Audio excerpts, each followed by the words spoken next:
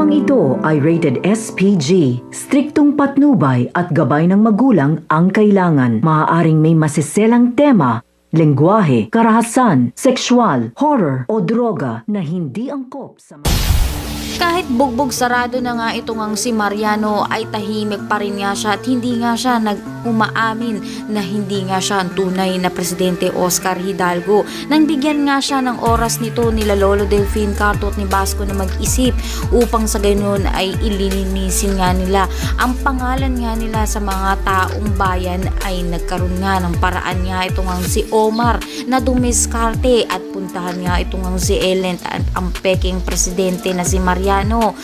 Dahil dito ay nagkaroon siya ng pagkakataon upang itakas nga niya ito. Ngunit pakatutukan nga natin kung ito nga bang si Omar ay magtatagumpay nga sa kanyang ginawang pagpapatakas kina Ellen at kay Mariano. Tuluyan kayang makatakas nga ito nga sina Ellen at si Mariano dito nga kina Armando at kina Cardo. Ang lahat ng inabangan natin at huwag mo na rin kalimutan mag-like at mag-subscribe dito sa channel to upang lagi kang updated sa mga videos na upload ko. Maraming salamat sa iyong panonood.